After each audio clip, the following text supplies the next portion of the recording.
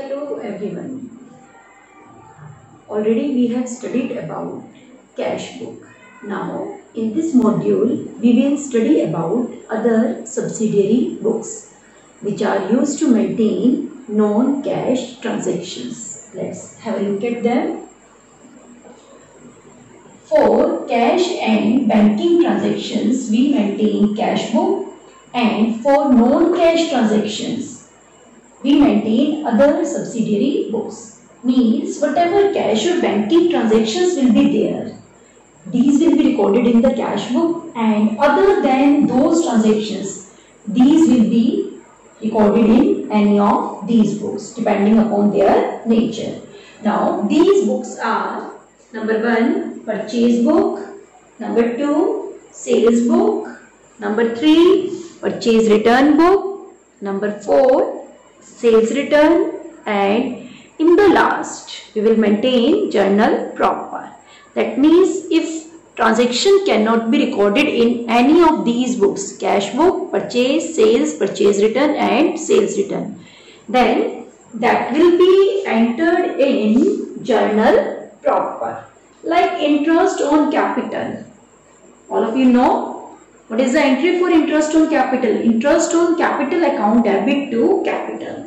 So it cannot be recorded in cash book or any of these books. So where will we record this transaction? In journal proper. Now we will discuss these books one by one. First we will discuss purchase book.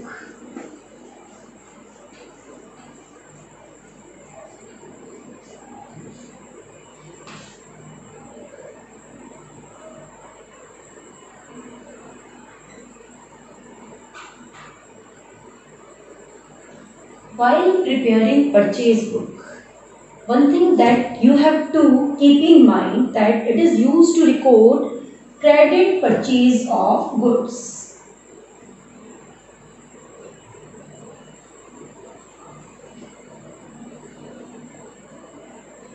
So, while preparing purchase book, we will pick only those transactions which involve credit purchase of goods. We know 3 types of purchases are there in business. One is your cash purchase of goods. That means that may be in cash or by bank. Second is your credit purchase of goods. And third is your cash or credit purchase of assets.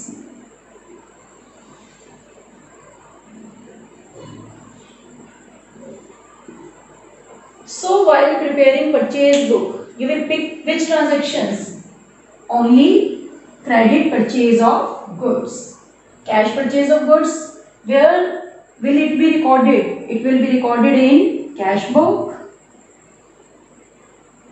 And where will you record cash or credit purchase of assets? Cash purchase, obviously it will be recorded in cash book, and credit purchase of assets, that will be recorded in journal proper. These are the points that you have to keep in mind while preparing your purchase book.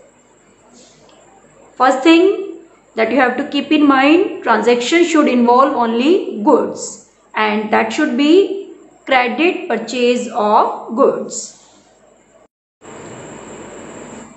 Now I will discuss with you the format of purchase book.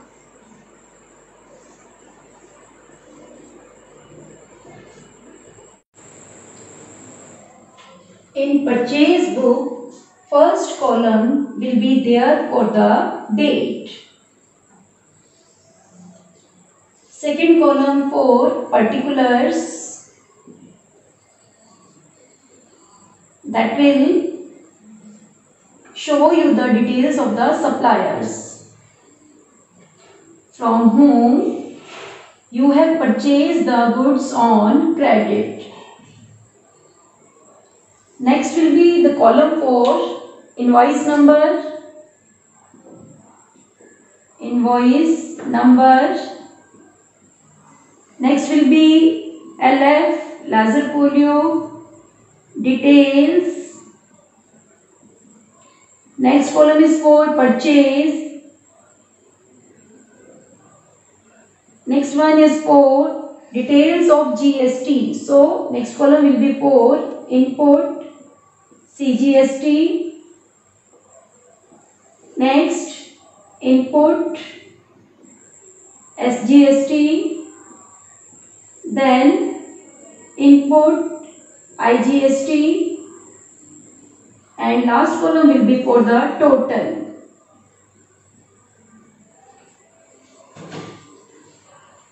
So in the date, you will write down the date of the transaction. That means the date on which you have purchased the goods on credit. Here you will mention the name of the supplier with complete details.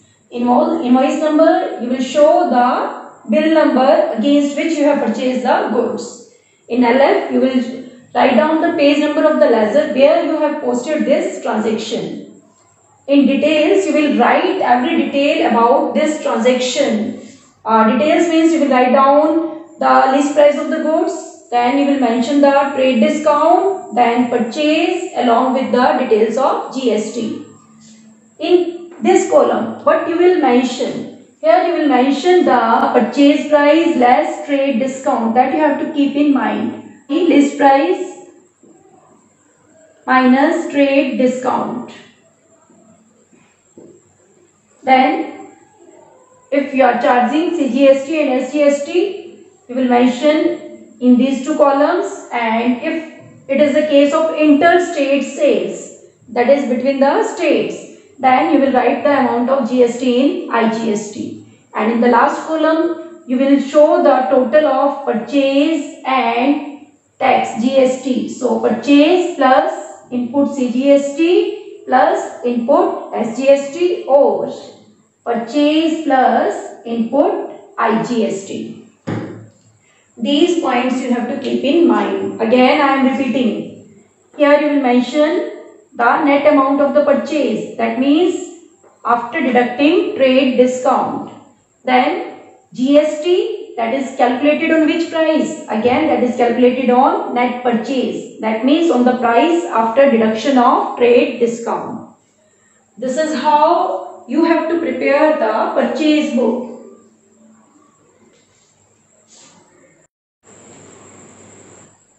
Now let us take an example. Suppose we have to prepare the purchase book of an electric store. But we have to prepare purchase book of an electric store. So what items will you mention here? Only the credit purchase of electrical goods. Like if you are purchasing tube lights, table fans, etc., then you will mention here. But if you are purchasing stationery or you are purchasing furniture, then will you mention these transactions in purchase book? No. You will mention only the credit purchase of goods. And in case of electric store, goods means electrical goods, and purchase book will record only the credit purchase of electrical goods. We are preparing the purchase book of a electrical store. Say Ramesh electrical store. So here you will write down in books of Ramesh electrical store. Ramesh electrical store. Then you will write down purchase book, and then you will prepare this format. Okay. Then suppose first transaction is on 1st April 2019 from Mohan Electrical Company. Here you will mention the complete details with the address. What you have purchased, let us assume 400 tube lights at the rate rupees 500 each, and at a trade discount of 10%. What is the rate of trade discount in the question? 10%. And Suppose rate of GST is given to be 12% and it is a intra-state transaction. So 6% CGST will be added and 6% SGST will be added. Now, here you will write down the invoice number, whatever will be given to you in the question. Suppose the invoice number is given to be 1010. So here you will write down 1010 and here you will mention the ledger folio, the page number of the ledger where you will post this transaction. Now, 400 tube lights at the rate rupees 500 each. So the total amount will be 2 lakh.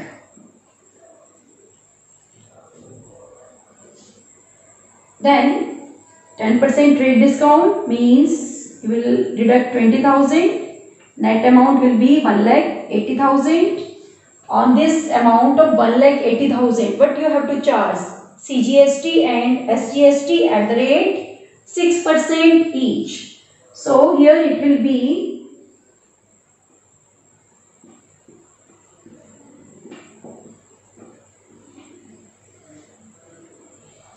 10,800 CGST and 10,800 SGST. Then in the last column, what you will do? You will add all these three items. So the total of it will be 2,01,600.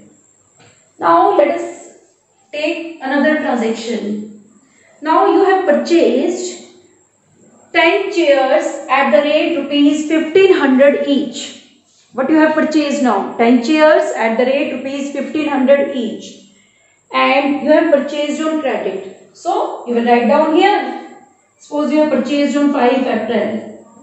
Now tell me whether you will show this transaction in purchase book, yes or no? No, this transaction will not be shown in the purchase book. Why? Because it is an electrical store and only the purchase of electrical items will be shown in the purchase book. While chairs, tables, these are what?